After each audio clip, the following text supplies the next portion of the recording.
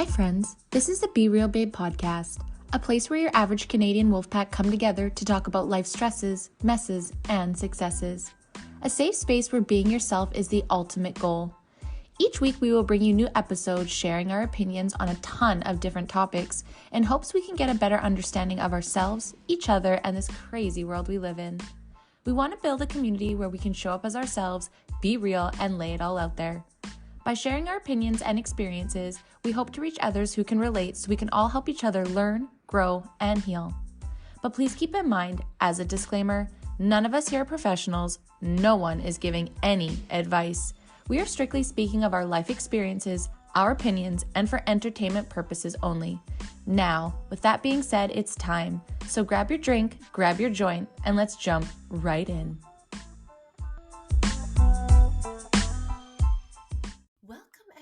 Welcome to Being Real With. This is a part of the Be Real Babe podcast where we get back to our roots and we talk with our friends, family, community about their experiences, their opinions, and pretty much anything we want to talk about. We're absolutely loving this series. We hope that you guys are as well. For those that don't know me, my name is Brandy. I am the host of the show, and today we're on episode 121, Being Real With Could It Be? For those that don't know, we have already had this babe on our show in season 4, and she came on to share her experiences with explanting her breast implants and all of the BS that she had to go through with that. And now she asked me to be on her show. Oh, guys, so stressful. I've never been a guest on someone's show before. I'm sure I bombed. I'm sure it's all over the place.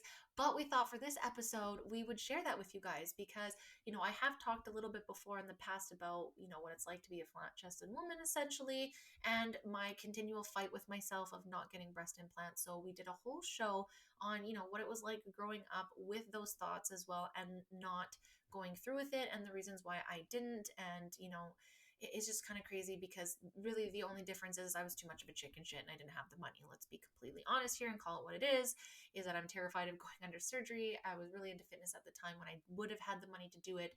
And it's just not something that was financially in my life, but I would have been in the exact same place that these women were that have had these issues with their explants. This is why I like to talk about it on the show.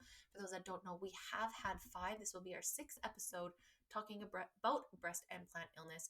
We started talking about it back in December 2021 when we were ready to really start talking about things, that were deemed controversial. And, 2 years ago, talking about breast implant illness was definitely a lot different than it is today. And this has been spoken about for years, you guys, like decades and decades. Women have been speaking out and silenced about this. The women in the community that speak out about it now, they get that constantly.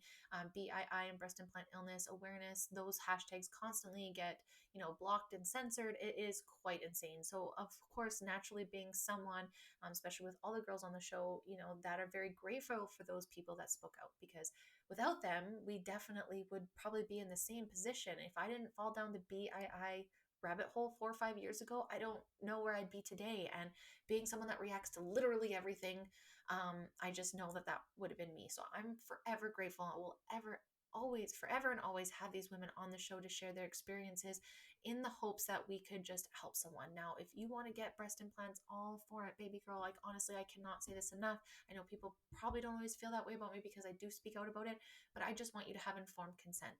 And doing the show over the last 2 years, 5 seasons, most of the guests on the show did not have informed consent for a lot of the things that we talked to them about.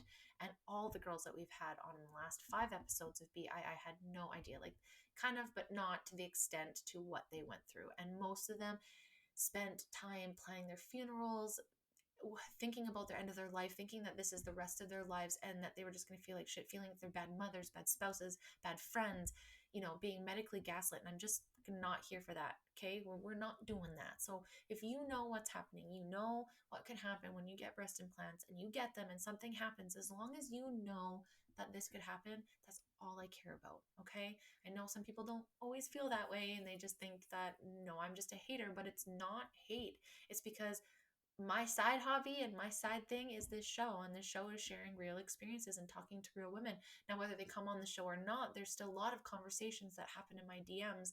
A lot of the times I'm getting messages of women that are too afraid to speak out about it because of cancel culture, because they don't want to be seen at a certain way, and I completely understand that.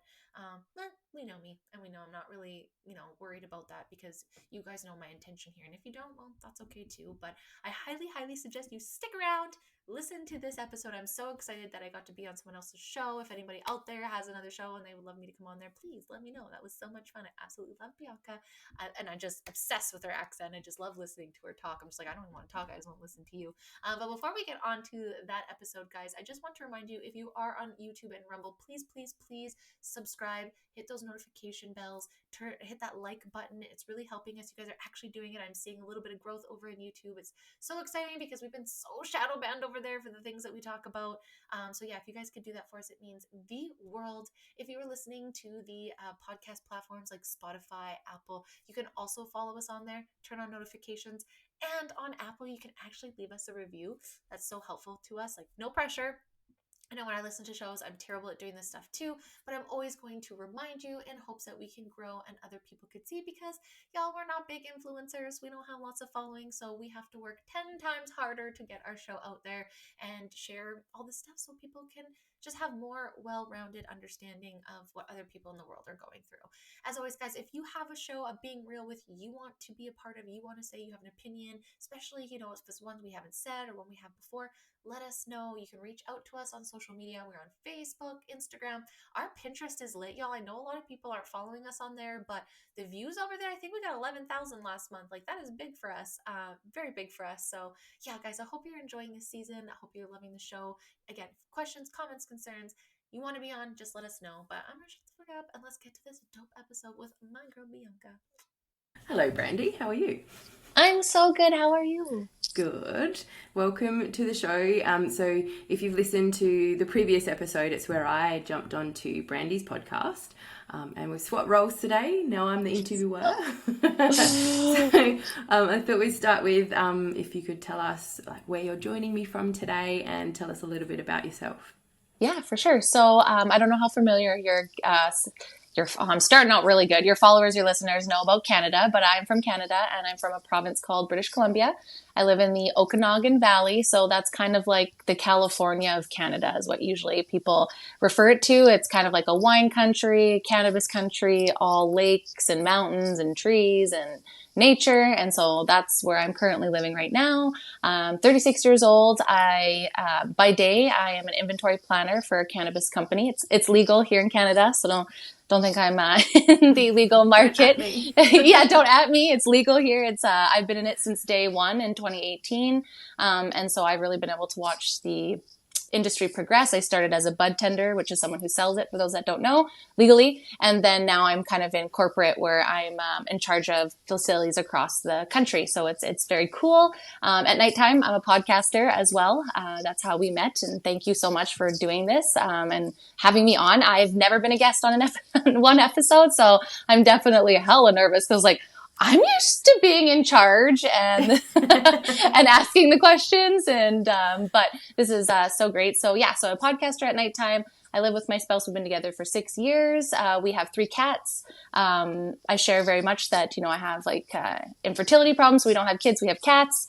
And yeah, my goal in life is just to help people feel heard and just be real and be honest and vulnerable, so people feel good in doing that themselves. And yeah, I have a whole podcast. We're on episode 120 right now, I believe. So yeah, if you need to know more about me, I've got a lot. I talk a lot.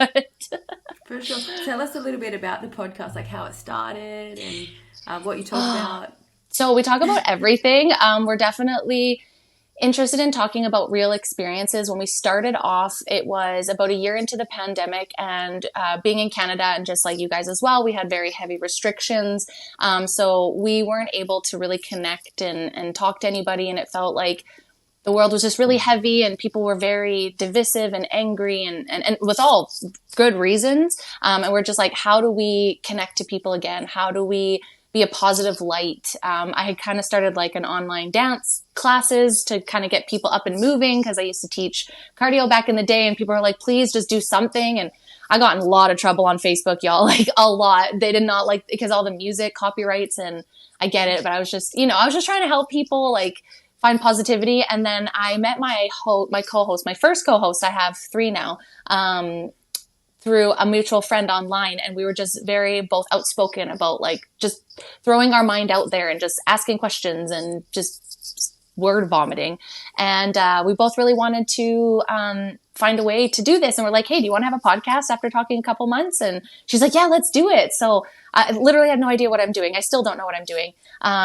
We started on Anchor, just our voices, and we thought we didn't want to be opinionated or political. We wanted to share experiences. We wanted to talk about mental health and infertility and divorce and just things that we found that people don't really talk about, but when you're vocal about it, you get so many people thanking you, and they start opening up, and you start getting all these connections, and you start relating to people, and I don't know, just really empathetic. So I always like to listen, and it just kind of all fell together. So we spent our first couple seasons talking about, like I said, mental health, the pressures of being a parent and or not a parent, or infertility and miscarriage and, you know, surrogates. Like we've literally touched on every human experience, like addictions and what was it like growing up in the 80s and the 90s. And then right at the end of season 2, that's when we started talking about BII. And we were starting because neither of us had breast implants or that experience. So we were kind of nervous about speaking on it. So we started reaching out and having guests speak about things that we never experienced. So we started with Botox illness, and then we went to breast implant illness. And we've had 5 episodes on it since, one of yours, 2 Canadian girls and 4 gals from the Americas. And it's, we started December 2021. I wrote it down. It's end of season 2, speaking out, not speaking out, but trying to bring awareness to BII, even though we had no experience in it, but we thought it was important to share. Yeah, in a nutshell. And thank you for sharing it as well. Like, you know, going through the experience and sharing it is one thing, but then not going through it and still sharing and still advocating for it, it's huge to me. So thank you. Thank you for what you do. Yes, so the podcast is called Be Real Babe? Yep, the Be Real Babe podcast. Yep. We are on all the same ones you are, like Spotify, Apple. We're on YouTube. We're also on Rumble. We've gotten a little bit of trouble on YouTube, unfortunately, because like I said, we like to talk about everything. We don't want to hold something back just because it's controversial. We feel like it's more important to get it out there, and we're okay to say we were wrong about something. We're okay to say maybe that opinion wasn't right and grow, and we're okay to show our audience that we can grow and we can change our opinions and maybe we're wrong. And we say right from the beginning, we don't know what we're talking about. We're just a bunch of Canadians just talking shit, you know, and like just opening conversations up. And breast implant illness and breast implants in general, I noticed it was a very touchy subject. I totally understand why. But I was like, I feel like when something's hard to talk about, I feel like that's when I have to like open the conversation, because what I was seeing was a bunch of you getting gaslit from the medical industry and from your family and friends and people around me. And I was like, nah, I don't like that. And so the only way I know what to do is just talk about it and bring what I hope is awareness to, you know, I don't have a huge platform, but there's quite a few people that have reached out and been like, holy shit, this is what's happening to me. Thank you for sharing it. And, you know, survivors like yourself. So, and equally thank you to you guys, because if you guys weren't talking about it, I would be probably in the exact same position you guys were in, right? So I thank my lucky stars that you guys have been honest and real too. And so it's kind of like an exchange for me, you know, thank you for saving me. And in return, I'm going to amplify as many voices that have suffered from this as I can. Absolutely. Thank you. So your story is very different to any of the other guests that I've had on the podcast. So I'll just open the floor. Tell us your story around not getting breast implants. Yeah. So as I said, I'm 36 years old. I think we're on the same age. So I don't know about you, but when I was around a teenager, it was heavy focus Playboy, right? And as you guys can see, or if you're seeing, you can't see, I have brown hair, brown eyes, and no boobs. So I am not a playmate by standards. And so I grew up, my mom was very young, and her spouse was 9 years younger than her. So he was, you know, like in his like mid to late 20s while I was becoming a young woman. And all around me were posters of strippers. And like, you know, I understand that's totally normal. I'm not bashing that. But at the time it was like Much Music and Playboy, and it was like all this, like every woman is just this perfect blonde hair, blue eye, big tit woman. And that is far from what I am. I'm very more of like a, a European French kind of look, not that, Swiss beauty. And so I think at that age, at early like 12 or on, I always just felt like I was never quite a woman, and as womanly as I could be. And so I think that's when the self-hate started. And then I remember in grade 8, of course I'm wearing a push-up, like a bra, like a bralette, and there's no reason to, like absolutely no reason, but everyone else around me is. So I have a little bit. And I remember a boy like snapping it, and I think it was like grade 8. He ended up dating me later in life, which is kind of funny, but he said, oh, like, you don't need this. And I was just devastated. And I was like, I am nothing. Like, oh, it just started from there. Right. And then you just notice all the girls that had bigger boobs had all the attention, and, and much music and all that was very like, it was Britney Spears era, Christina Aguilera, like it was always on my mind. Like it never went away. And then if you go onto my podcast, you hear a lot more about my infertility, but I was struggling with my lady areas at the time. And there's talks of me maybe not being able to have a baby because I just had like, at a young age, a lot of issues. So I've got, no boobs, and then problems with and so it was just a really hard time to, at the same thing. But I'm always like, breast implants weren't even a thought, obviously, as a teenager. And in my 20s, I kind of thought about it, but I was just so young and partying that I just drowned myself in partying and didn't really think about those kind of things. But as I got to like my mid 20s and I started getting into the fitness industry, and I started seeing all these bikini models, and it was just like, oh, your frame would look so much better if you just had fake boobs. And it would like, you've got a waist and an ass and you're just missing boobs. And it was always about like how I was missing boobs, and just get breast implants. And I was just like, okay, yeah, that makes sense. Everyone's getting them. I should get them. But I just never had like the money. Like it was always like, I just can't spend. And then I'm terrified of going under the needle. So I'm like, there's a couple things. And I also have been a person that like, I react to everything. So there's all these thoughts in my head. And then I got really into fitness, and just like, you don't want to skip anything, and I don't want to skip chest day. And so it was just this constant battle of like, okay, I went to fitness and I lost any boob that I had. And all these women are telling me to do that. And everyone's like, but it's okay. It's so easy. Everyone has them. There's no problem. But then you're also fighting with, and I don't know if anybody else relates to me, I'm going to say this is a me thing, is like, I didn't want to get them because I didn't want people to know I was insecure about it. And because I'm so flat that if I got them, it would be very obvious that I got them. And so then I think in my mind, I'm like, then what I think is everyone judging me because you know what I mean? It was just like this fucking spiral that no matter what I did, I felt like I always was going to hate myself. And I was like, okay, well, you're not going to pay the money because you don't have the money, and you're baby and you're not going to go for surgery. So like, what can you do?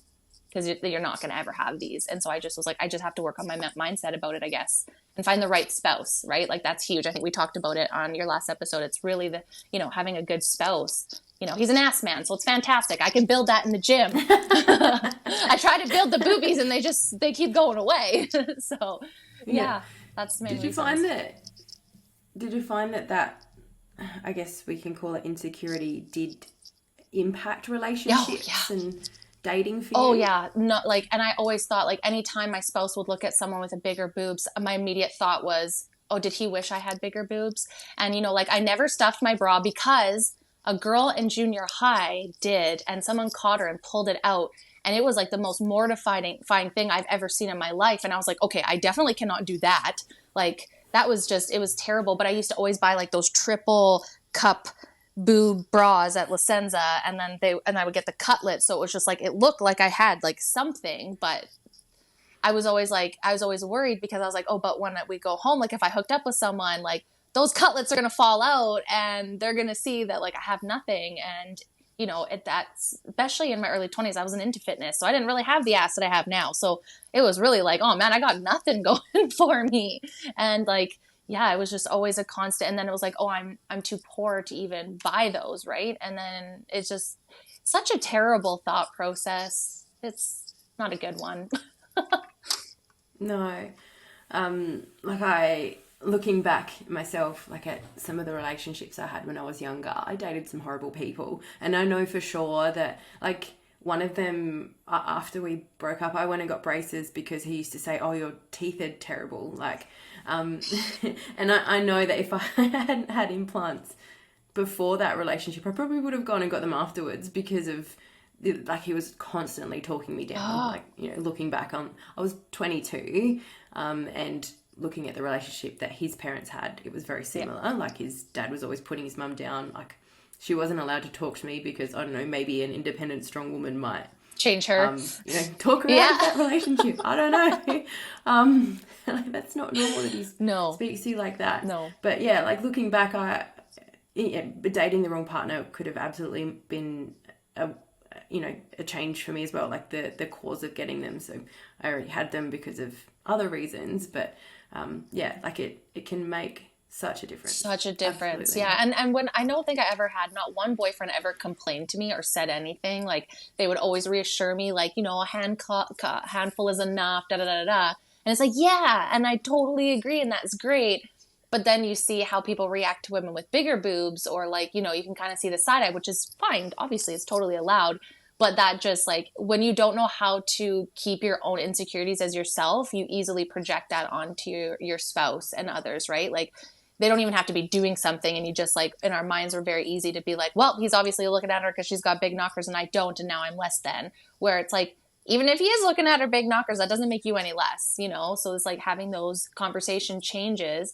And I think it's important to be open with your spouse in those moments. Like my spouse is very aware how insecure I have been. I'm better now because I'm in the gym now. And, especially doing those chest supported things, I'm like, fuck, I'm so happy. I don't have to worry about that. Like, you start to, I'm in my late 30s now. So like, I'm not going to ever go in for a surgery or anything. So I just really had to embrace it. And no one ever said anything. It was just more outside world, and what you see gets a lot of validation, which is so stupid to base things on. But we didn't know that then. We're still learning it now.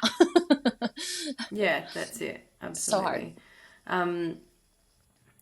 You mentioned before that you changed your mindset around it. Like, do you want to talk about, what happened there and how you got to this point? So I don't know if I say luckily for me, but I found out about breast implant illness about 4 to 5 years ago. I don't even honestly know how I came across it. It was just one day I came across a woman, and she was talking about how she had to get her breast implants removed and how she was really sick because they didn't take the capsule out, or did the en bloc. I'm terrible at the phrasing, but didn't take it all out, and how sick she was. And I could not believe this is a thing. And this was at a point in my life where I probably could have maybe afforded it.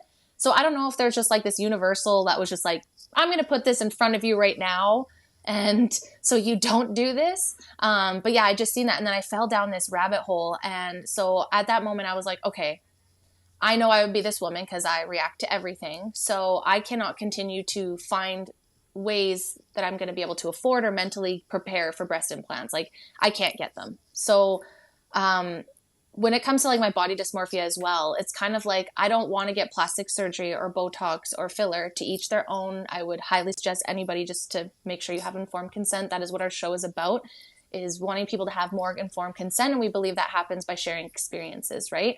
So I'm not comfortable with the risks of Botox and fillers or plastic surgery, just because I'm a freak of nature and I get afraid of things. But so I had to be like, so how do I work with this? And knowing that my life entirely changed with my mindset when it came to my career and my relationship, I was like, I need to start working on my mindset towards my inner talk. And I need to start interrupting the negative right off the bat. Like step one is interrupting those thoughts. And just from learning, from going from a very lacking place to a place of abundance, I kind of took that same approach with my self-talk. And as I started so in the summer, I'd be like, hiding and like trying to cover up, like not make it as noticeable that I had such small boobs, right? And then I moved to Kelowna, and Kelowna is, like I said, the California of Canada. It is very hot here. The less clothing you can wear, the better. So it was just a place where I like looked around, and everybody around just didn't give a shit. Like, there was body sizes of all shapes and sizes wearing all different kind of bikinis. And I was like, okay, this is a place where I need to like start working with myself to not be so afraid to be out there, because no one cares. No one's looking. Like, no one really cares. And so I was like, you just need to start. Just do the things that are scary. And then I went out in like a thong and like a bandeau, and no one said anything, and I didn't die. And so I was like, okay, I did the scary thing. And I was like interrupting myself every single time. I was like, oh, that person's looking. Who cares if they're looking? Right. So it's like, for me, the step one on mindset work is like identifying those moments and stopping them. And then also not being upset with yourself when you do it as well. It's like, oh my God, why are you self-hating again? And I would get mad at myself. I'm like, this is just more negative. What are you doing? Yeah. So for me, it was kind of like, I'm not going to get those other options. So I need to figure out how to stop what's going on inside my head.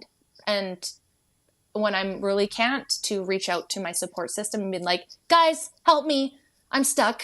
I'm in a moment and I can't get out. And that's like, that is our crew, like our podcast crew. Like we all do it, right? Like someone will be like, oh my God, I'm wearing a bathing suit. And we're like, they'll take pictures and said, we're like, you look amazing. Like you're insane, you know? And so, yeah, I think in anything, your mindset is so huge. And I know you had to work with that as well in lots of ways.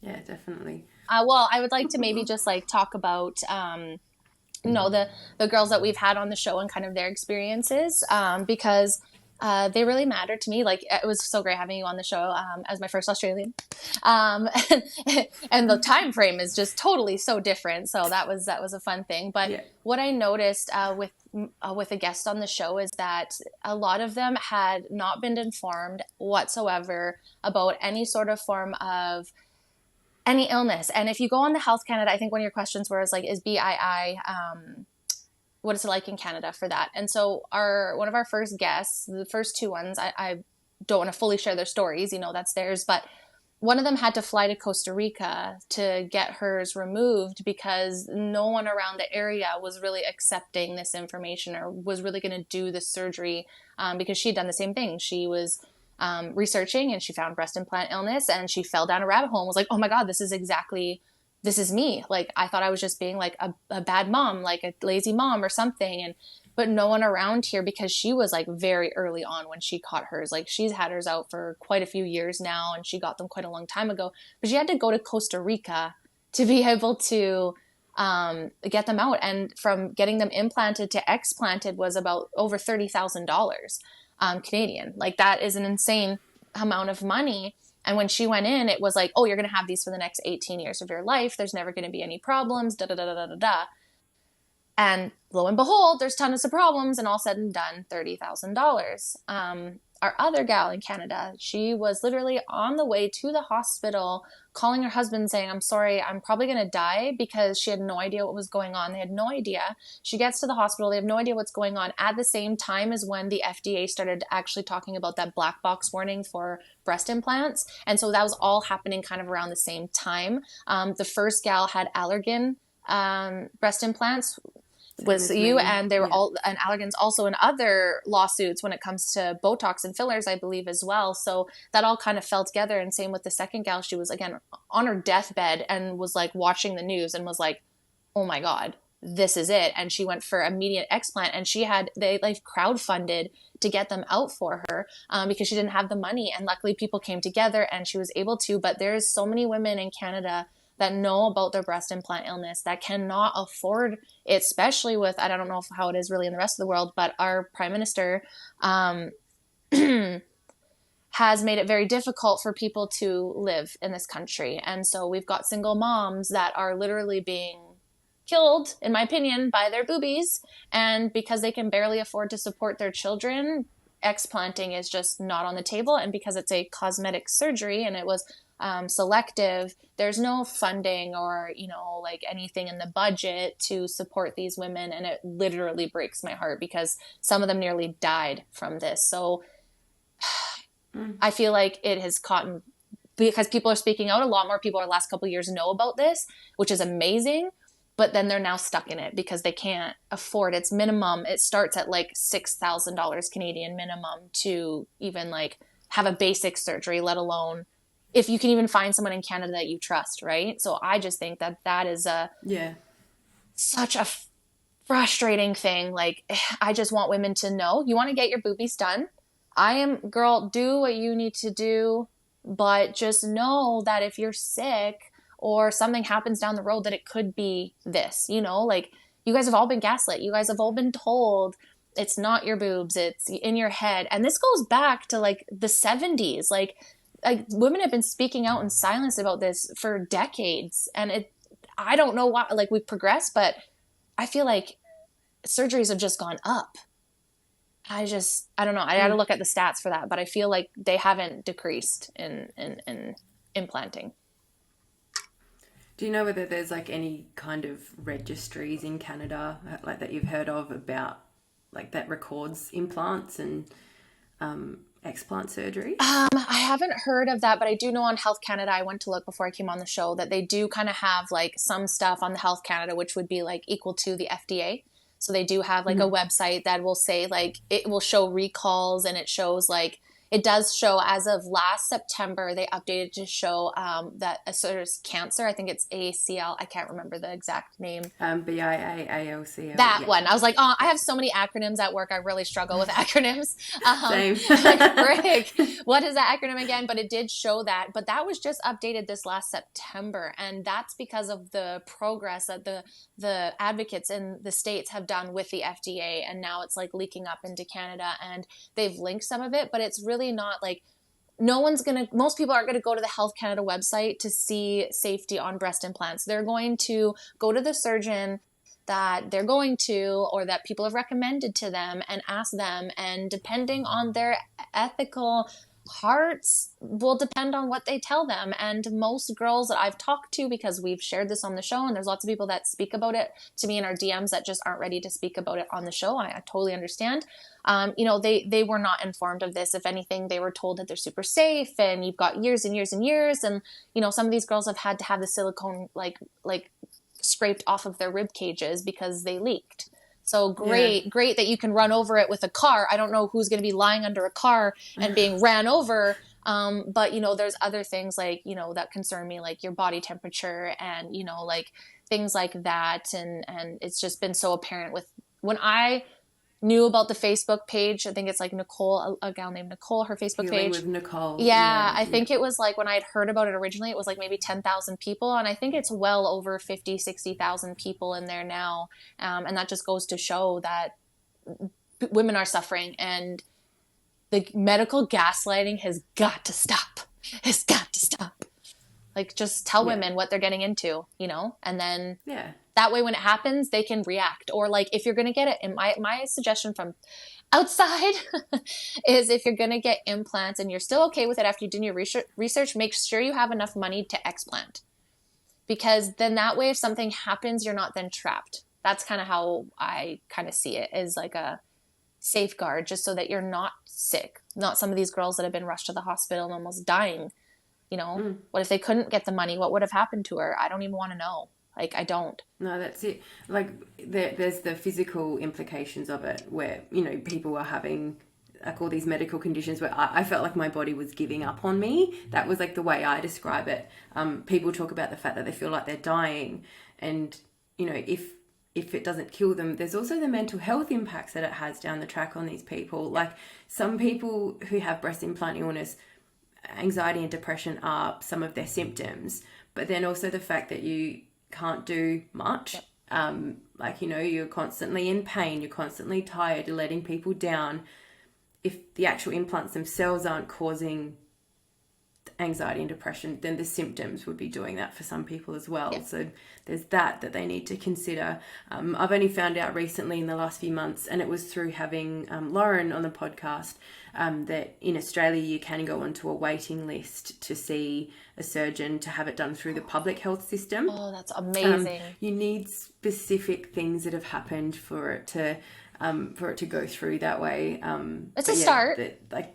That's it. Right? Exactly. Something. And we've got a professor in Australia who is doing a study on breast implant illness, and they're looking to get about 1,000 women onto the study. The last I heard, it was in the mid 350, like the 300s. So I made sure I joined, and I've promoted it on the podcast and stuff. They also link in with a university in the UK who are doing a study too.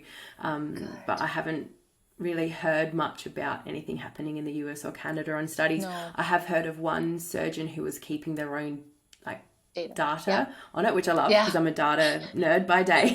Same. So that's amazing that someone's taking it up on their own, but they shouldn't have to. No. This is something that the company should be doing. The company should be doing this research, but it's just always biased, right? Like, I've had Amanda, the holistic beauty coach. I'm not sure if you've had her on the show. We talked to her. Not yet. Dr. Amanda Savage Brown, who has the book released. We had her in before the book launched. So that was amazing. And like explant therapy, like that that helped me a lot, just because I had the same thought patterns you guys did. And she made me feel so good because I'm always like, oh, I don't feel like I should have an opinion. She's like, Brandy, you're the same as us, but you just didn't get on that table. That there's the thought patterns are still there. Like you still, like you said, it's not just the physical, it's the mental. And also a lot of these women like really thought they were going to feel better when they got them. And yeah, of course, maybe they felt better in their bodies, but then they got to fight this medical. So then in your mind, I would think that that's the frustrating part is like, I know this is better for me physically, but dang, like this made me feel so good. Like that is a whole another mental thought that I think when you're going in for the surgery, you don't even think that that's going to happen. That, hey, when I go in, I might not be able to keep these and I might have to mentally understand, what that's going to be getting them out. And I don't think that's explained to women at all.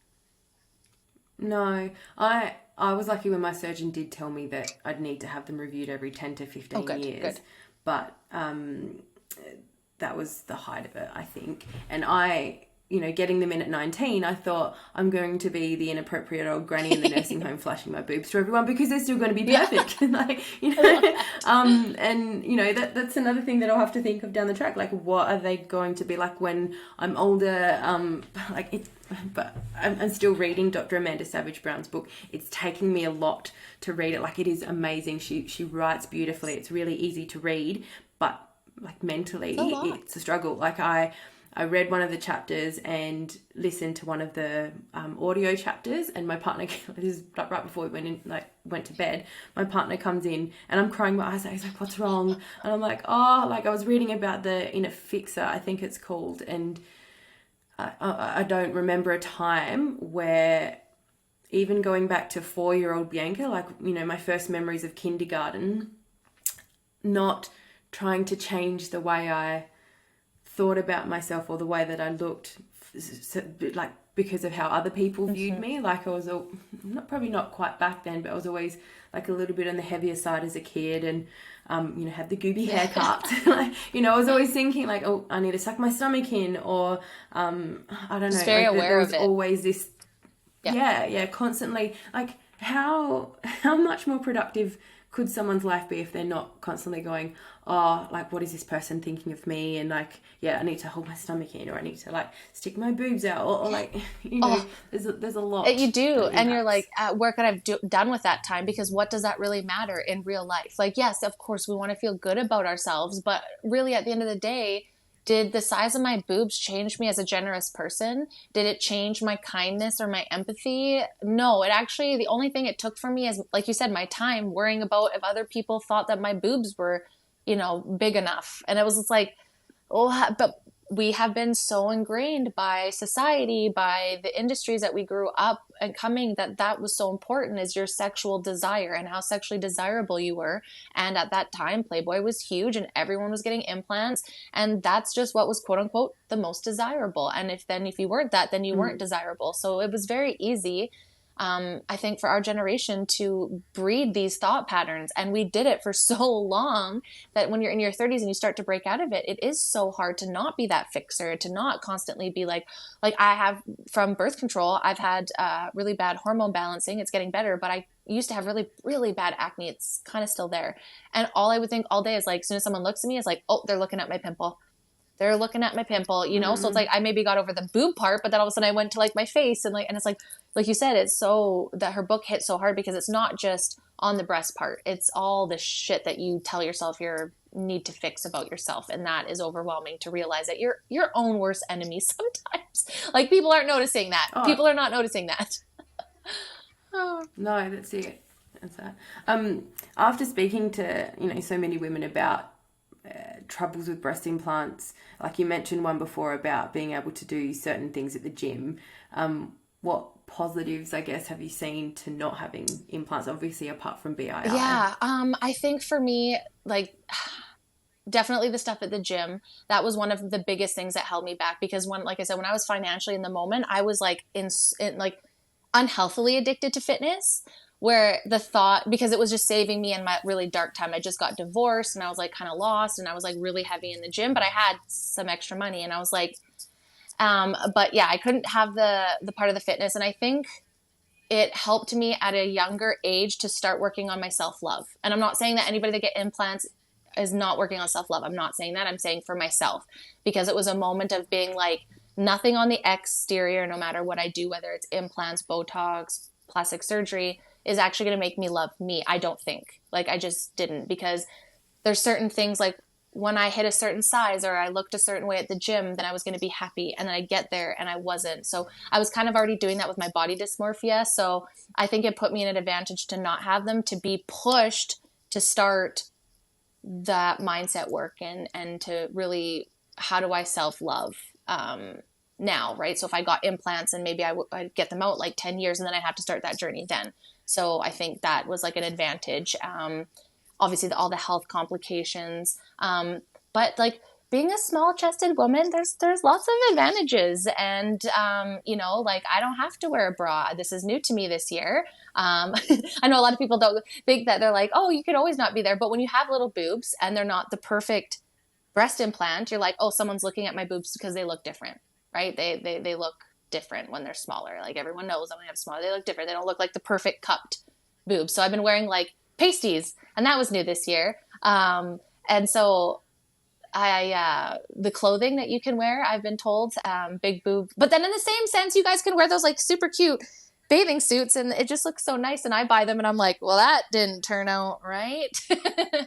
And also like my mom has like triple Z boobs. She's actually had reductions done before. So I think that was also an advantage to me, because I seen a woman with really large boobs and the problems that occurred. Like her back is always hurting. She can never find the right thing. It's always pulling her down. It's always giving her headaches. So, you know, and my grandma was complete opposite. She was very small, just like me. And so, you know, I got to see the positives and negatives of both, and just from an outside point of view.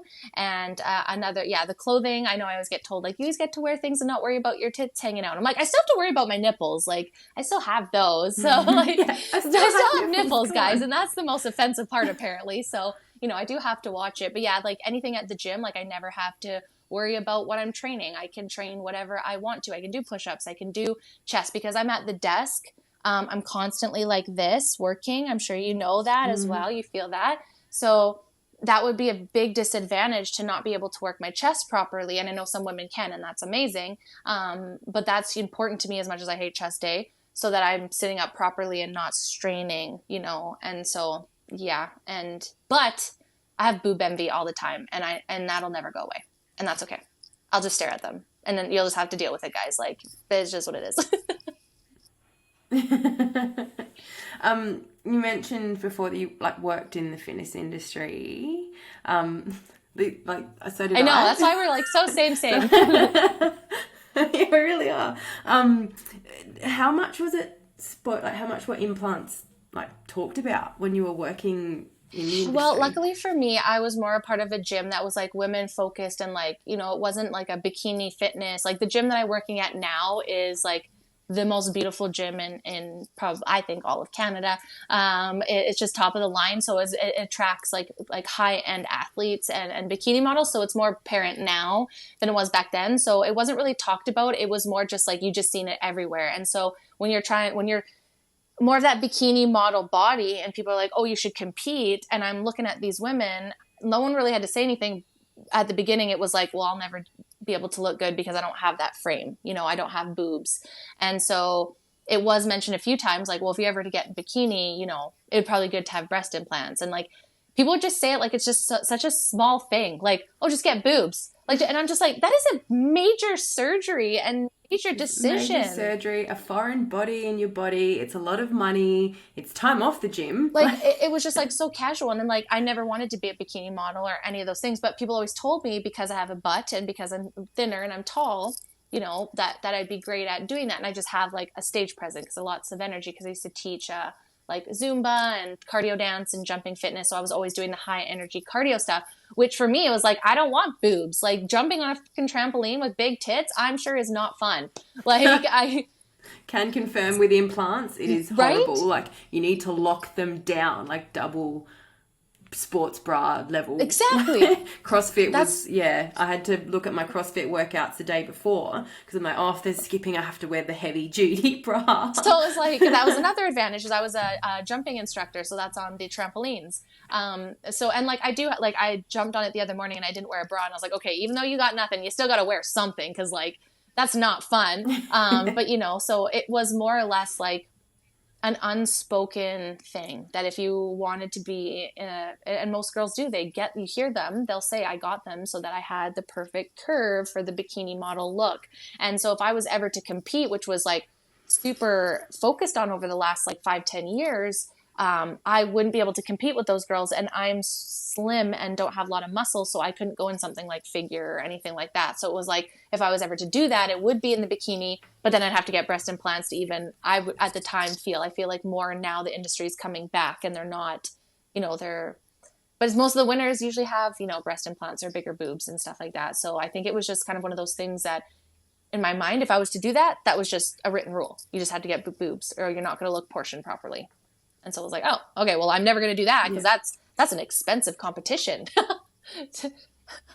Yeah. 10 grand? No like, what's the prize? If it's not 10 grand, I'm not doing this. That sounds like I'll be out money here. So, yeah. And so for me, luckily, because I was in cardio, it wasn't really like someone was like, you should get them. It was more like, if I ever wanted to compete, you would have to get breast implants. And I was like, okay, well, that's off the table then. Yeah. So interesting, because like, I feel like, because I got mine done in 2006. So end of 2005, I got the tissue expanders done. July 2006, I think it was, I got the actual implants in. So I didn't have the sudden boobs. Gradual. Like, I had they grew slowly over those few months with the expanders, and then I had them put in. People just knew that I had surgery. I probably told a couple of people I was closer with, but I don't only know of one other person who had implants put in. So I don't know whether there were other people that had them, but just it wasn't spoken about so much. Like whether it was, a bit taboo that people were getting breast implants in 2006. Like it wasn't, something outwardly showing, proud of, making money off of now. Yeah. That's it. But the other person that did get implants was a woman who was doing bodybuilding competitions. I can't remember exactly which category she was in. She went to Thailand to get hers done, and so it's a lot cheaper to do that from Australia. To go on the holiday and have the implants is cheaper to pay for implants in Australia, I'm pretty sure. I wonder how she's doing now, like, because I'm not really in touch with anyone, just from like, everyone having so many other jobs since. It's just not that anyone's not talking to each other, but I wonder how she's going, because I don't know whether the people who have gone on the holidays to have the cosmetic surgery have had more impacts on BII, more ruptures or anything like that, but it's a different kind of healthcare system where they're going. It's always interesting too, and I find like because like I said, I've talked to Canadian girls, the girls down at the States, and obviously talking to you in Australia, and it's like things are a little bit different, but most of them are the same. But what the difference is in the healthcare system themselves varies very differently from country to country.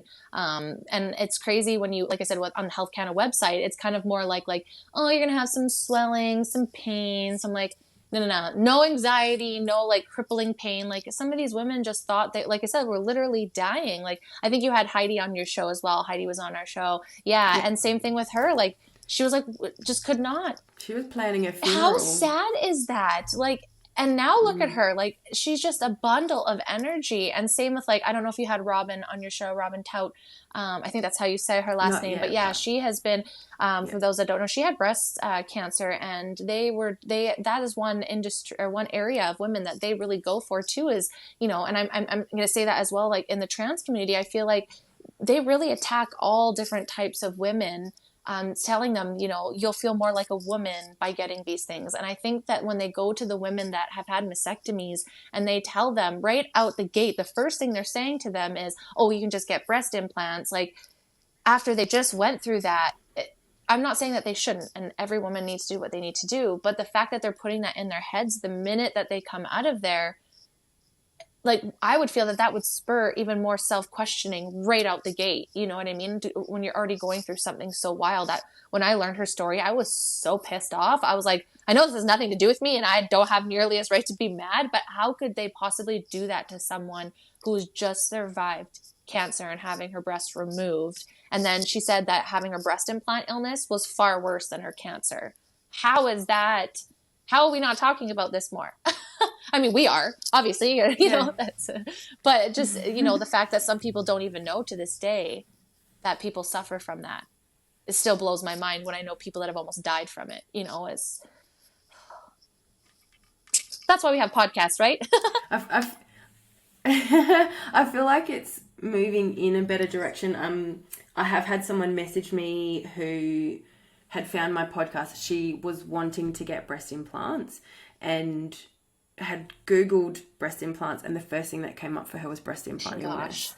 So then she started looking into it, and that's how she found my podcast. And she's like, I've decided not to get them now because of, you know, things like your podcast. And I love that. Yeah, it feels like good. You know, I'm not a doctor. I'm not medically qualified in any way, but it's some person who's doing a podcast as a hobby that's the one that's making more noise than the people that should be, you know, the industry making money off of them. And for me, like, I'm not saying eliminate or cancel. Like, I hate cancel culture. I'm not saying any of those things. I'm saying inform your patients of what could happen to a full extent, whether you think that that's backed by science. That's what bothers me. Well, there's no study, there's no data. Well, because it's not going to make you money. It's just like with the cannabis field. Like, most of the time it's not going to be researched medically, because it would eliminate a lot of, it has, and I'm not medically this is from people's experiences, has removed a lot of pharmaceuticals, and that doesn't make people money, right? You know, a plant that grows outside doesn't make as much as a chemical that's made in, you know, a lab and all those kind of things. And so it's like, I struggle when people say, well, there's no studies on it, or there's studies saying, it's like, but where are those studies coming from? Some of our guests have been a part of studies, and they have shared that, and they never end. They just kind of fall. They never conclude. They never hear back about it. So these big companies can be like, oh, we did these studies, see, da-da-da, but they never actually close them, or they're biased. And it's like, that's just not good enough. It's not good enough. And these regulating bodies like the FDA and all that, and saying, well, they have black box warnings. Okay, are the patients seeing this? Are you showing them this? Are the patients seeing the boxes? I don't think so. No. I think they're probably like naked in a thing, ready for surgery at that point. I don't think you bring them in and you show them, but you don't show them the box. Well, I didn't realize this until I had Lauren on an episode, and she was talking about the fact that the implants need to sit in a specific solution for a specific amount of time before the surgery, and it's in the hours. I can't remember exactly how long, but they're obviously being taken out of the box with this warning. We don't have the warning here in Australia. Put into this solution, the box being thrown out, we're not seeing it. So I think there needs to be like a pamphlet, 100%. like simple as that, a pamphlet that is given out to anyone that has a consultation. Maybe even we need to go back to the fact that somebody will see a general practitioner to get the referral to the surgeon. Maybe that's something that, you know, the general practitioner doesn't necessarily need to talk about it themselves, but they can be like, yep, cool, I can give you this referral, but I also need to hand this to you just so that you're aware, because you can still then make that decision to have implants, no problems there. But then, you know, so many of us had all these symptoms for so long, we thought, you know, we were dying or our bodies were giving up on us. I thought that was the rest of my life. I'm like, oh my, I love being outdoors. I love hiking, but sometimes that would put me on the couch for the rest of the weekend if I went for a hike. The hike stopped being enjoyable because my muscles felt like they were going to blow up. Like, that's the only way I can describe it. And there was no, like, I didn't understand what was happening to my body. But if I had known about breast implant illness and the risks that it might cause that, then I might have been like, oh, okay, now I understand why this is happening. Absolutely. Then now I can sort of think about, like, go through that thought process of having them out. But I didn't rush it, but I wanted them out as quickly as possible. It's like once I learned about BII, no, it wasn't even once I learned about it. It was like I learned about it, had to sit with it for a bit, had to process it, went to the Facebook groups, and like you said, you know, you see 50, 60,000 people. There's one that I came across that I swear has got about 100,000 people. It's an open group. And I'm like, this can't not Yeah. be a thing if there's that many women that are jumping onto these groups to talk about it, to even, like, you know, some of us don't talk about it. We just sit there and watch what's going on in these groups. It's like, wow, that's validating my concern here. But then, yeah. Especially when surgeons and doctors are just like, no, that's not it. I don't think that's it. And, you know, I'm not saying all of them are. There's a lot of great explant surgeons out there that fully believe, not believe, but, you know, I just don't always think it has to have like a diagnosis or a study to be real. And I just think that that is so insane that it's discrediting so many people, that some people will discredit all these people's experiences and being like, that's not it, for whatever reason, whether they don't want to admit it themselves because they make money off of it, or they support it, or maybe they themselves, they don't. But that's what bothers me. It's like, maybe that didn't happen to you, and I hope not. I don't want anybody to suffer from breast implant illness. Like, you should be able to do that and, you know, be perfect and in perfect health. But unfortunately, it comes with a risk.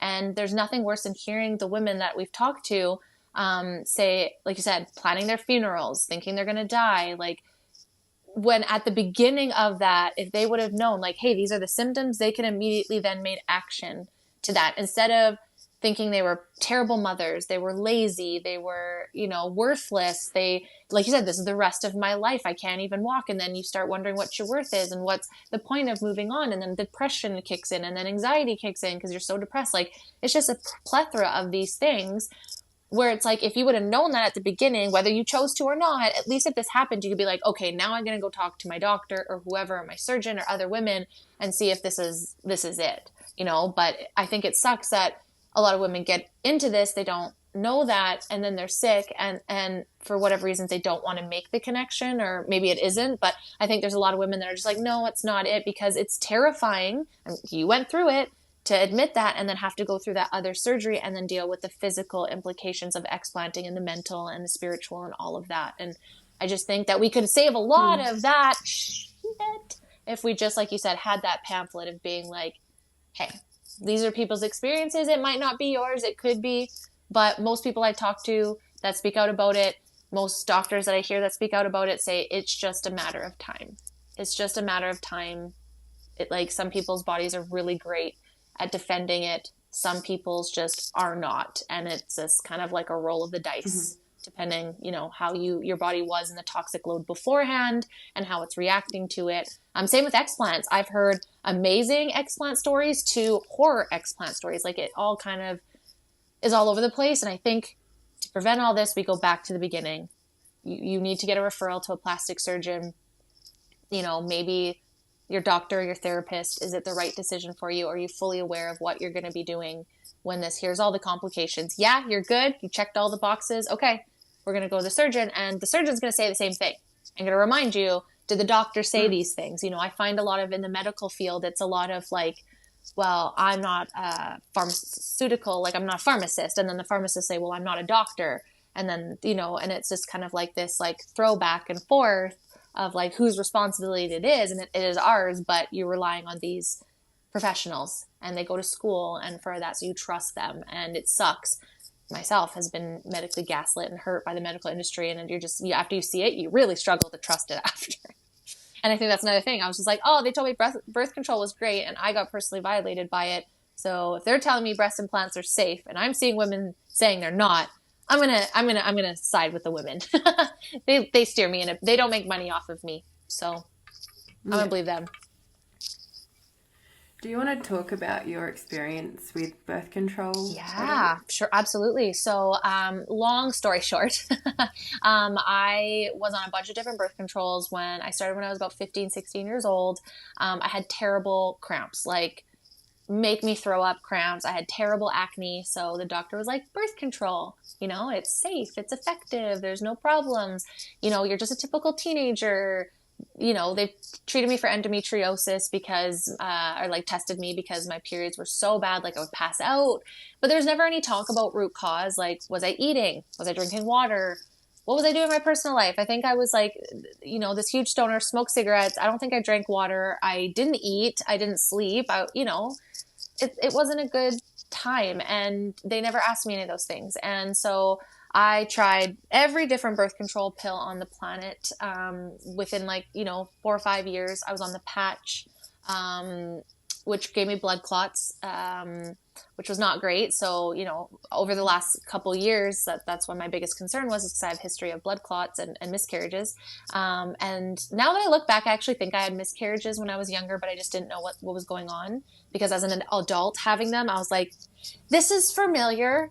I have felt this pain before. And so, yeah, so I went all these different pills, the patch, got off of it. Then I finally just went on a very light dose, and that seemed to have worked. You know, I didn't get pregnant. I wasn't as crazy. And then I got off birth control after I got married. I'm divorced now, and we were trying to have a baby, and I couldn't get pregnant. And that could have been for various reasons. I don't know. And then we divorced, and fast forward to my now spouse.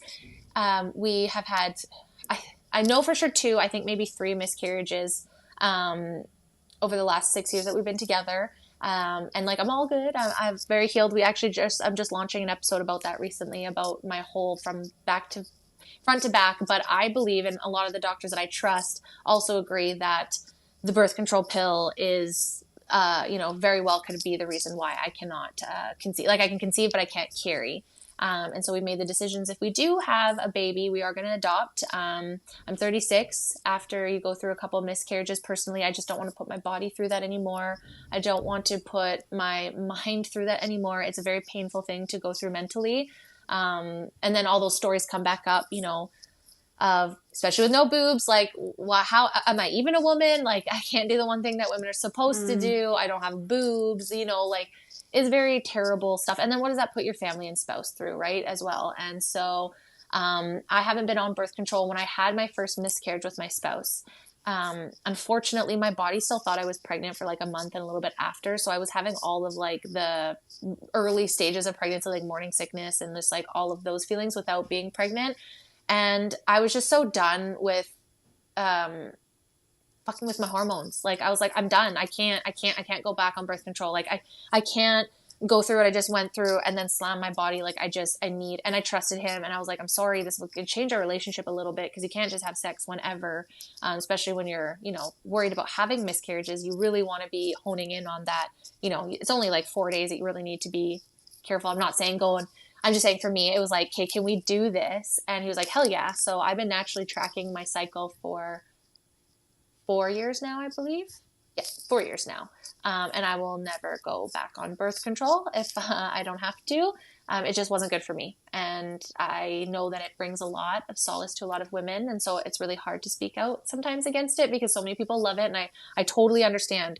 But if you're having issues with anxiety and depression, and you feel like you're crazy and you don't know what things are, like, you know, just really make sure that your hormones are checked with birth control, especially. I think you went through, we talked, I think, on our episode of your experience with it as well. And I would say majority of women that I speak to have had a terrible experience. And so we just released, we're just releasing this month, or depends on when this one comes out. We went into the dark history of birth control and where it started, and what it did to the women of Puerto Rico and the people that started it. And then when you get personally harassed by birth control, and then you know, maybe the beginners, people's like dark history and what they believe birth control should do for the world, you kind of get even more mad. But yeah, long story short, birth control attacked me, I feel. I have no proof of that, but I don't think any doctor is going to fully agree with me. That's all into big pharma, that's it, right? They're going to be like, it's safe and effective. Okay. Okay. Yeah. You were saying as well about your skin before, like after coming off birth control. That was another thing that was Yeah. So I went on birth control to help my acne. And then when I went off of it, because of the hormone imbalance, my face just exploded. I had a cystic acne where it was just like, it would be just like this mound, and it would sit there for like 3 or 4 months. And this was at the height of COVID too. And I also worked at a grow facility. So Health Canada requires, if you work with cannabis products, that you have a mask anyways. So I was already doing that for work on the floor with products, and then I'd come out, and then with COVID, I had to wear that too. So that cystic acne would just circle, and it was just like I couldn't move my chin. And so I was like, I understand why women get off birth control and jump right back on it, because it wasn't this bad, right? But that's just what my body was trying to do to like start naturally balancing my hormones again, right? It'd been attacked since I was 16 for 10 whole years with different forms of hormones. I believe they're like hormone blockers in a sense, right? Because you don't have your natural flow of things. So I feel like birth control is just another form of hormone blocker. And yeah, and I kind of I'm not laughing about it, but they say when you're on birth control, when you're off, you also are attracted to different people. And it's kind of interesting because when I was on birth control, I was very different with my ex-husband than with my current boyfriend. They look very different. So I kind of giggle and say, well, yeah, that's kind of happened to me because they're very polar opposite looking, not like either one is more than the other, but I just kind of giggled. I was like, yeah, actually, yeah. When I got birth control, I definitely was attracted to, the tall, dark, handsome more than I was before. So it's very interesting. And I just urge women to look into it. Just, again, informed consent. You do what you want, just be informed. Because I wasn't. I find like now, I guess with the podcast, I've got certain pages that I follow. There's way more talk about the impacts of birth control. Ricky Lake has done some work around it. I know, like we grew up watching her. I would come home from school and I would watch her show. Go home from school. So yeah, she's talking about it. I don't know whether maybe she's got a book or a documentary. But there's more talk that's happening. I like, this is something that I'll do an episode on, but my GP sent me off for testing because I've said to her since my explant, so implants are endocrine disruptors, so mess with your hormones as well. I've had to have my Mirena IUD taken out, which we've spoken about. And I still don't feel right. Like I'm not 100%. I'm gaining weight. There's like all these other things that are happening. And the only test that she could send me off for was one to see whether I had polycystic ovarian syndrome, which looked for 3 things like androgens, testosterone, and something else. And that came back normal. And so I said to her, like, is there anything else? And she's like, is there anything else I can test? Because I knew I didn't have PCOS, or polycystic ovarian syndrome. I'd looked at that before. And she's like, oh, not really. Like, and then she asked a few questions about, our parents overweight, like, what's it like in your family? And she basically said to me, I guess like it's hereditary for you to carry more weight. I'm never going to be a slim person. Like, it's just not my build. I'm opposite to you. I'm a very muscly person, but at the moment I'm carrying a lot more body fat than I feel is healthy. It's the amount that I'm carrying is not healthy at the moment, and I'm thinking long term, heart disease, like all that kind of thing, very like fair. Strokes. Like, my brother-in-law went through a stroke a couple of years ago, and like seeing how that's impacted him, and like my sister and the family and stuff, like, he feels, I guess he carries a bit of guilt around it. It wasn't his fault. It's a little bit of a medical thing, but like, there's things that we can all do to try and have a healthier, longer life. And yeah, like I'm trying to do that, but then there's something that's not going right with my body, and the doctor's like, oh, you're just bound to be fat, basically. And I was just blown away. So I've gone to see a naturopath. Like, I was going to see an integrative GP, which is kind of like a hybrid GP naturopath, but the wait to see one of those is so long. And like, after that experience with that GP, which I thought this GP surgery was really good, it wasn't my normal GP. No wonder why people are going and spending, like, it's nearly $400 for your first visit with an integrative GP here. You get a little bit back through our Medicare, but you spend an hour with them, not 10 minutes, and they go through and ask all sorts of questions, and they probably look at the root cause. Like, I'm still waiting, but I've gone to see a naturopath in the meantime who's like listening to everything I'm telling her. She's like, oh, okay, it sounds like this could be linked to this. And she knew about breast implant illness. She knew about the toxins. She knew the terminology explant. Like, she really listened to me. So I'm in the process at the moment. I've had the blood test. I'm waiting to hear back of around my thyroid and I my was going to hormone say, is it levels. thyroid? I And feel like that might be the next place to look is thyroid, because I feel like a lot of women that can't figure out what's wrong, especially around weight gain or weight loss or inability to add muscle or add, you know, that's a problem with women. It was something I had a problem with. And people always thought I would have the opposite thyroid problem where I couldn't put weight and I'm always cold and stuff like, and I still have those issues, but I don't want to go to a fucking doctor. I don't, because I'm terrified of what they're going to say or what kind of pill they'll put me on, or you know, and that's where I'm the same way. I want to find a naturopath. And then I found one, and then they offered Botox, and I was like, I don't know about that. Like, to each their own. What did they offer it for? It was just, I didn't look deep into it, but it was like, we offer Botox. And I was like, okay. And like, and everyone to each their own, but I still, you know, medically wouldn't want to do it for myself because I'm a freak of nature. But yeah, it's crazy when you're trying to advocate for your health and you're just being told, well, that's just who you are. And you're just like, oh, okay, but this is, and like, there's nothing wrong with wanting to feel healthy. Like so many people, you know, you're like, oh, I just want to lose weight. People are like, you look great. And it's like, thank you. I'm not thinking about what I look. There's just a feeling when you feel inflamed. And that's what I felt like when I was on the end of birth control and on anxiety medication. I literally gained 30 pounds of water weight and I was inflamed over my entire body. And I was like, I don't feel good. I don't feel good in my body. Like this does not feel nice. And people are just like, oh, you look fine. Like, don't worry about it. And I was like, thank you. And that's so kind. But I don't feel good. It's not about looking. It's about feeling. Like, I feel bloated. And as soon as I quit the anxiety medication, I quit birth control, after a couple months, I dropped 30 pounds like that. And I was like, okay, this is what my frame looks like. I'm not saying I need to be 100 pounds. That doesn't look good on my frame. 130 looks good. 165 did not look good. I know what my body looks like, right? I know what it looks like at 110 and 165, and I'm happy right in that middle. But you just feel it. And when people are saying, oh, that's just genetic, you're like, no, but I know what it feels like not to be this. So obviously it's not genetic. Like, help me. Don't just, I'm shocked they didn't just be like, here's a pill. It'll fix. Go get this surgery. You know, like I keep forgetting that she did this. She did offer, so there's this diabetes medication. It's one that people inject and it helps.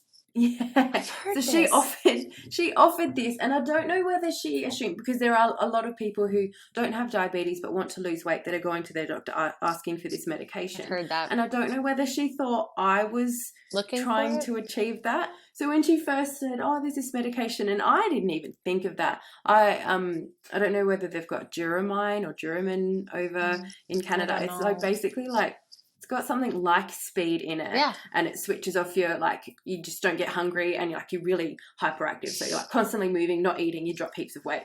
But I'm like, what? That's just me on a regular. Weight back again. That's just me on a Tuesday. And I thought that maybe she was about to introduce that, but she starts talking about this diabetes medication. And I spoke to her, so what, we're in April now, it was maybe start of March, maybe end of February, I can't exactly remember. And she was saying, oh, you know, there is this medication that people are taking at the moment. I'm like, is it Duramax? She's like, no, it's like a diabetes one. I'm like, wait, I've heard of this. She's like, oh, but like there's, you know, there's none available until June. And I'm like, wait a minute. So you're about to offer me a medication that people who need it with diabetes can't access until June. And then I'm about to come in like some hack and be like, oh, I'm just going to use it to like lose some weight. Like, no, and like don't. That's what I've heard too, is that there's a lot of people that are waiting for this medication, can't get it across the world. And then people are offering this as an alternative to weight loss, when it's like, guys, like, the easiest formula to weight loss is what you're eating and how you're moving your body and how you're resting. There is not, people make it way more complicated, I think, because they want that quick fix. They want it overnight. And I was just actually looking in this group, and one girl was like, oh, I've been working out for 3 weeks and I haven't seen any results. And I just kind of wrote down, and I was like, not to be this way, but the way I look at it is like, how long did you take to get your body to where it is right now? Did it take 3 years to gain that extra 30 pounds, you know, on yourself or whatever it is? Then maybe look at that. It's going to take 3 years to work that back off, because putting it on is so much easier. Same with muscle. Muscle loss is different. Muscle loss is so much easier to, you know, lose muscle loss, but gaining it is so much harder, right? Where it's like with some people, gaining weight is so much easier. So in those 3 years, you know, you gain that. It's going to take you a little bit longer to adjust those habits, to, you know, let your body go in reverse. But everyone wants things right now. And I think that's why surgeries and stuff like that and these pills and this medicine is so appealing, because it's faster. But there's always going to be a risk to that, right? And most of the risk is you're not changing your lifestyle. You know, like even these fad diets, it's not changing your lifestyle because it's not sustainable. And that's why people don't do it. So I've never jumped on any diet. I've just been like, okay, I'm going to slowly start changing stuff. Like I never ate a green in my life. So I just started throwing spinach in my, like in things that I wouldn't notice, like eggs, like just like 3 leaves. I'm like, okay, let's just start here. And then now I'll eat a whole spinach salad, right? So many people like overcomplicate it. It's very simple. And what stresses me out and pisses me off is when people go to the doctor, it's not like, okay, what are you eating? How often are you sleeping? Are you moving your body? Especially most of us work in an office. Are you getting up? Are you stretching? Are you doing this? Are you going outside? Are you seeing nature? Are you touching some grass? Like, are you just on social media all day? That doesn't get asked. It's, hey, there's a diabetic medicine that could help you, even though you didn't even ask me for that. Like, we got to do better. We got to do better. Yeah. We got to do better for everybody, for women, for everybody. Because that's stupid. I'm sorry you've had to go through all this shit. Thank you for speaking out against it. God dang. Yeah. So that'll be another episode once I sort of get the results, and I'm happy to come and join you again. Yes. Because like one thing I do hear about, and it's both women who've had implants and women who've had an IUD, not just the one that I had, but other types as well. They've had Hashimoto's thyroiditis. I can't say it properly. It's a big word. And like, so like I think it's like a form of hypothyroidism where your thyroid is underactive. Yes. And blood tests that I had with my doctor in September, she's like, oh yeah, your thyroid levels are high. So what they're talking about is the thyroid stimulating hormone, or TSH. She's like, it's kind of high, but like, you know, wait a year and see if it's worse. I'm like, yeah, cool. I'll just gain another 20 kilos on top of the like 15 I've already, like, you know, I was just like like, well, what about the long term with impacts of this? Anyway, I have joined the study here in Australia, and because I joined it after having my explant, I just gave them any blood tests I've had recently, like because they actually give you a list of things they'd like you to have tested before you have your surgery and after it, but I didn't get that opportunity. So I just asked for any blood test from my doctor, and I looked at my TSH, and like they give you the like your result, but then also a guide, like a bit of a like a, you know, next to it. I'm at 4.49 for my TSH levels. The top is 4.5. And they didn't flag that? Like, no, she was like, oh, wait another year. Like, how much worse can it get in a year? I don't know. Especially when you don't know what's causing it and they're not helping you figure it out. Then how do you try to mitigate that? It's like, oh, let's see in a year. So what? When it's like far beyond repair, or like more damage is being done? Yeah. I don't understand that. Yeah, that's it. Am I going to end up with some kind of permanent medical condition because I haven't managed it early? Yeah. So when I took the blood test at the naturopath, I didn't actually realise they were all the way back from September. And she was like, oh, like looking at my TSH, is like, that is high. She goes, so one thing I've heard, and I don't know, like I haven't sort of seen any confirmation of this, but I believe it, is when you have those guides on your blood test, that's actually from the 1960s, and it's based on an adult male. You know, it's not current, and it's not based on like different genders. Like there's so many differences there is like, between like our bodies. So the naturopath's like, look, the frame, like the guide that we use is a lot more narrow than that. I would consider that high. So I've gone off for a full thyroid panel. That wasn't even offered to me by my GP. It doesn't cost them any money. It takes them 2 seconds to put that referral together and send me off, and then I get another appointment with them. Like I you know, the ovarian cysts that I've told you about, one doctor said to me, you've got gas, take an antacid, off you go. It wouldn't have taken her 2 seconds. Any money, just 2 seconds to write a referral to go and have an ultrasound to find that it was there, possibly have it taken off and save my ovary, but no. So and that's what I don't, like, you know, I don't understand why they don't. Like, I can understand if like It was If I was there every week and I was like, this is wrong with me, and this is wrong with me, and this is wrong with me, but like once in a while, I'd never had a surgery. once in a while, like, do you not pay for that? Like, we pay for it in our taxes. Like, so many people are like, oh, Canada and their free healthcare. No, y'all, it's not free. We pay for it in the ridiculous amount of taxes that we pay. It's not free.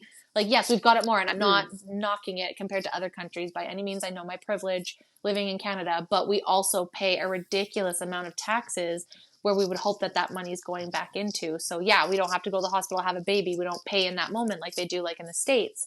But that comes from somewhere. Like my spouse, especially with him, his like, he'll get a paycheck and, 45% of that is going to taxes. And it's like, and then everything we buy is inflated like 6 to 10% in taxes. And it's like, what is going on? And like, I don't know. And I think it's crazy that immediately when people come in and they say, I have these problems, the first questions to doctors, GPs, isn't like the naturopaths. It's like, what are you eating? What's your habits like? Like very in-depth, unique questions about your life and your lifestyle so that they can then, apply that knowledge. When you're in the GP, it's just like, I find it's very, and not to knock them, but it's just very basic, like, and like you said, if they don't know, that's okay. Most of them don't know about nutrition that much, they don't learn that much supposedly in school.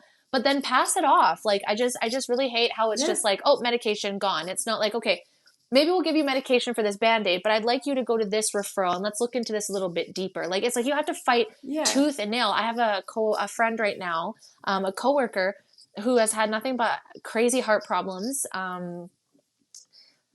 For the last like year and a half, things have been going off and it's been really bad to the point where she has to like fight just to get into a cardiologist, even though she's, had to go to the hospital. And it's just insane. The healthcare in Canada is just, it's nuts. It's falling apart right now. It's falling apart. And it's just, I don't know what else to do. And like I said, I have a girlfriend right now in the area and she's a mother of 2. She doesn't get help at all from anybody. And she knows that her implants are killing her. And she was like, I feel sick all the time. I'm just worn down and, watching the show and hearing these women, I know what that is, but it's going to cost me 10 grand and how much time off of work, which I can't do as a single mother. And it's like, what is she supposed to do? There's literally, and that's one story out of so many. And I don't know what the solution is, but all I know is I'm just going to keep talking about it and sharing experiences. So if we can maybe have that seed of thought in someone's mind while they're going through the surgery, while they have them, or while they're sick, to just have that there and not if you're told you're crazy, like you're not. you know your body. You know your body. And you got to fight for it. So keep fighting for it. Don't shut the fuck about it. No, exactly. Have to. Fight for your right to not be sick all the time. Yeah. Well, it used to be to party, and now it's like to not get attacked by all these endocrine disruptors. Like, yeah. We'll remake the song. One, I guess, last question from me. You mentioned, and this is another thing that we have like experienced the same, that you know your body would have rejected your implants because your body reacts to certain things. For me, it's been the marina and piercings and that kind of thing. Yeah. Do you want to share like what you've found that you've reacted badly to? Yeah, so piercings are the same thing. When I was a child, I got my ears pierced like as a baby, like most of us do, and it completely grew over, and I couldn't wear any jewelry unless it was like gold plated. I guess it's a princess. So, I just get rashes like very easy about things, and medications and let's say even recreational drugs and drinking hits me really hard. Like, I developed a tolerance as a teenager for sure. And like, obviously cannabis user, I've developed it, but any medication, I would just like any of the side effects I would have, like same with birth control, like any birth control that I had a bad reaction to. I'm allergic to black pepper, which is very difficult to eat because it's in everything all the time. So yeah. And I think it was the birth control. I think at the end of the day, how my body reacted to birth control, like that was just it for me. I was like, I can't. And at the same time, I'm a recovered pill addict. I would go to the doctors and get Tylenol 3 for my period pain. And I was 16, they would give me a bottle of 100 and they would just leave me on my way. And I, like addicts, have tendencies. So I would just eat them and I would just, and I would get all the bad side effects that came with eating the bad Tylenol 3, but I didn't care because it kind of numbed me, right? So I went through years of birth control, attack, pharmaceuticals, recreational drugs, drinking, all that kind of stuff. And so I think that all of those things attributed to my really bad mental health and all that kind of stuff. So I kind of just made a promise to myself in my 30s that I'm done doing all the bad things and I'm done treating my body like a frat house. And I'm going to, because maybe my body doesn't react to these things. Maybe it's what I'm doing to it and all the toxics I'm putting into it that's making it react in a different way. I don't know. But yeah, same with you. Reactions to my skin, some food, any medications I've taken. So now I don't even take Advil. Like I maybe take Advil like one time a week. And yeah, so I'm just very skeptical of things that I put in my body because, like I said, even caffeine, like I don't drink coffee and I'll have some pre-workout and I'm just like wired. like this is, I'm never drinking coffee because I don't think I'll have friends. I can't have caffeine after about 12 o'clock. Like, that's fair. That's fair. Like I can have a mocha, like my partner calls it a cup of lies because it's not a real coffee, but it does have some caffeine in it. And like, you know, I would sort of try and have that by 10 o'clock because if I have caffeine after lunchtime, I can't sleep. So there's another thing. One thing I also asked for testing for, I don't know whether you've had this tested before, but the MTHFR gene. No, I have no testing. I'm terrified. So that was like one thing when the naturopath was filling out the form. I was like, one thing I wouldn't mind testing down the track is the gene. And I'm like, I really want to swear whenever I see that acronym. Yeah. And she's like, oh, look, I can just tick the box here. Like that's how easy it was for her. Because I felt like if I went to my GP and asked for that she'd be like, why? Like, you know, that this is just another, or I mean, they wouldn't necessarily fight that, but you can tell what's going on in their head or another one of those internet fad things, but there's more awareness coming to that and your body doesn't detox as well. So I wonder whether, because of the fact that I've rejected so many things that my body's not able to manage that toxic load very well. So there'll be another development hopefully coming. And it gets overwhelming. Like that's one thing I know when people are trying to go for a more natural light and they're trying to remove this toxic, because when you do get affected, like you had with your birth control and your breast implants, and as well as like with me, you get affected by stuff, then you start really looking into, okay, what am I eating? What are the products that I'm putting on my body? And when I step back, I had a girlfriend that passed away at 26 from cancer. And when I look at, you know, I hear about all these makeups and all the food that we're eating and the fake food and all that and the things that we're breathing, it gets overwhelming. And I looked at her and I was like, oh my gosh, like maybe that happened to her where her body just wasn't set up to take this toxic load. She, you know, was always putting makeup on. It was just we were all doing it, but maybe there was just something in her body that couldn't handle that toxic load. And I feel the same way. Like, I was malnourished. I wasn't drinking water. I don't know if I knew what sleep was. I was doing recreational drugs, drinking, mental health. I came from a divorced family. I was on pharmaceuticals. I was on birth controls. Like there were so many things working against me. And so it's just like, I think some people just by genetics aren't set up to fight that, you know? So it's like anytime that someone would get sick, I would get sick. You know, I'm not like that now. I don't like, knock on wood. The last time I got sick was like a year and a half ago. I don't know what it was. I don't want to be controversial, but I didn't test for any of the things that happened in the last couple of years. So I don't know. It was just like a little flu for a couple of days. And it's been about three years. I had the C word before it was popular. And then the last couple of years have been really, really healthy. And I think that's because I have removed all of those things. So I don't know if as a teenager, if I wouldn't have done all those things, if I would have been as reactive, you know, like I think that my lifestyle and the frat house that I treated my body like for the last, you know, for a good decade and 2 decades, you know, really had an effect on that. And so I don't think that all women are going to get affected by breast implants because I think some of them probably just started off with healthier bodies, like not in a rude way, just genetically healthier. Their lifestyles, you know, didn't affect them as much. So I think a lot of people, what sucks for you guys is like women that have had them and they're like, well, I've never had any problems. So therefore your experience is not valid. And it's like, okay, well, must have been nice to have such a good genetic makeup that it didn't, you know what I mean? Like that's, you know, so that I think for me is like knowing how bad birth control hit me, how bad, like I said, like recreational drugs used to take me out. Like I can't even handle friggin' caffeine, you know, so anything foreign in my body really freaked me out. And since I moved away from all that stuff, bad eating, you know, eating whole foods and having vitamins sometimes and drinking water and getting outside and being active, like I'm the best health of my life. And also not being an addict to the gym, because 7 days a week training ain't good, y'all. You have to have balance too, right? So, I think, but it got overwhelming. I was like, oh my God, everything we're doing is attacking us. And I went down those rabbit holes and put my tin hat on a little too hard. But I think if you just start slowly changing the things that stress you out, you can slowly start having a less toxic load life. But don't get wrapped up into it, and don't go down those rabbit holes. It's dangerous. Goodness, yeah. It can, once you start looking into those things, yeah, it's where do you stop, I guess. Yes, absolutely. Or where do you start even? Like, what do you start with, right? So it's just, yeah, I think it's important for everyone to just, I don't know, I have to self-parent myself. I'm like, you could eat all this bad chocolate, but you should probably have a vegetable first, like it all comes down to your brain. But like we said at the beginning of the show, it's all about mindset, right? And all these things.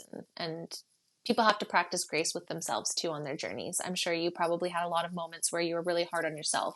Why am I not healing faster? Why am I not doing this? And I think that's such a disservice to ourselves, because we all do it.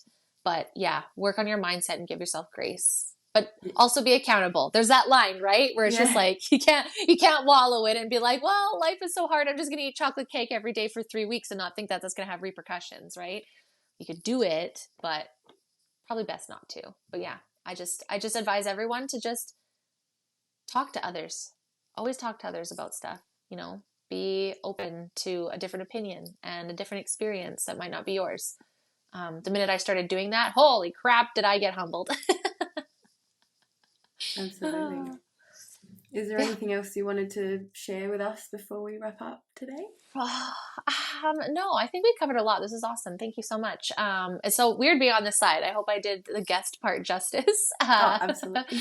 But I would just say that I just encourage everyone to really make sure they're understanding what you're making your choices for. And if that is the right choice for you, heck yeah, like I'm all for it. For me, if I would have got them, it would have been for other people. It would have been for outside validation. It wouldn't have been for myself personally. That's just my own personal thing. So I just make sure if you're making those decisions that you've done, and I hate saying do your research because that has been such a terrible sentence over the last couple of years, but I don't know what else to say besides that sentence. Just make sure that if you are going to a surgeon, that they're being honest with you, that they're open with you. In my opinion, if from what I've, being on the back end and being an advocate without it, just make sure you have informed consent. Make sure, I don't want to say anyone's safe because I've not heard anyone is specifically safe. Every girl that I've talked to has had a different kind, a different type, a different texture, and they've all have had, you know what I mean? It's not just been like this one teardrop type titty is bad. It's been all around, right? So just make sure if you are getting them, you have that money for the explant if you need to do that. That is I think my biggest thing that I think most of these women, yourself included, that was a big struggle, is that financial issue as well, right? And if you're not able to work, then you can't save the money or, and so, yeah. And then also, don't stop advocating for yourself in any form of your health, whether it's your breast implants, your Mirena. Like, don't have one doctor tell you. I've known some of these girls that have gone to like 8 to 10 different doctors before they actually got help. Do not stop advocating. Do not believe the lie that you are crazy. I mean, maybe you are. I am, but we all are a little bit. It's all good. We got to be a little bit crazy. But like, when something's off in your body, and the longer you wait, it's not going to be better. Usually it doesn't just go away, right? And so, like you said, if you waited for that whole year, if you wait till September to go back to this GP, what is she going to say? Oh, now you're double. Whoops, we should have done something back then. Like, no, don't. If it's not right, keep advocating. I'm always here. I'm always here to talk. If you have same with Bianca, if you're here, you want to talk about it. I've not had boobs. Obviously, I can't relate to those that have had explants, but I've been around a lot of women that do. I share a lot on my show. And yeah, just be real with yourselves, babes. That's why we called the show Be Real, Babe, because it was, I think the best thing you can do for yourself is be honest with yourself. And it is not easy. It is not easy. None of us can say it's easy, but we can say it's rewarding as hell when you start being honest with yourself and you start showing up for yourself and you start honoring, what's best for you and not what the outside world wants you to be, right? You're more than your boobs. You're more than your face. You're more than your ass, even though I like to work it out all the time, make it bigger and have that focus. But like, you know, just know that you're so much more than your body, but there's nothing wrong with also working on it either, right? So just love yourself. Be honest with yourself when you're making these choices. Make sure you're informed in anything that you're doing. And that's about it. That's about it. Come talk to me if you need to. Thank you for having me on the show. That's amazing. I'm having such a good time. I'm going to have to ask. I'm going to bug people now. Like, someone asked me to be the guest. I'm now professional at guesting. Yeah, that's about it. Make sure to, just honor yourself. And honor yourself and make sure everything's in good intention with everything that you do. And you should be successful. And don't let anybody medically gaslight you. No, keep pushing. Yeah. Fight for your right to feel well. Oh, yeah, to feel like a normal human being. That's just ridiculous that we have to even fight for that right. But unfortunately we do. And I think it makes people stronger in the end, right? What doesn't kill you will always make you stronger. And look at all these women. Look at where they are now. You know, if you're at the beginning of your journey, look where all these glowing women are now, right? Don't lose hope. There's always hope. Exactly. That's all I got. Thank you so much for joining me, Brandy. Thank you for sharing your story. It's not a non-story because it's still a story. It's not an my non-breast implant story. There you go. Of course, anytime. Thank you for having me. Cool. And make sure you go and give Be Real Babe podcast a follow and a like and a listen. Yes, please do. Bye. Bye.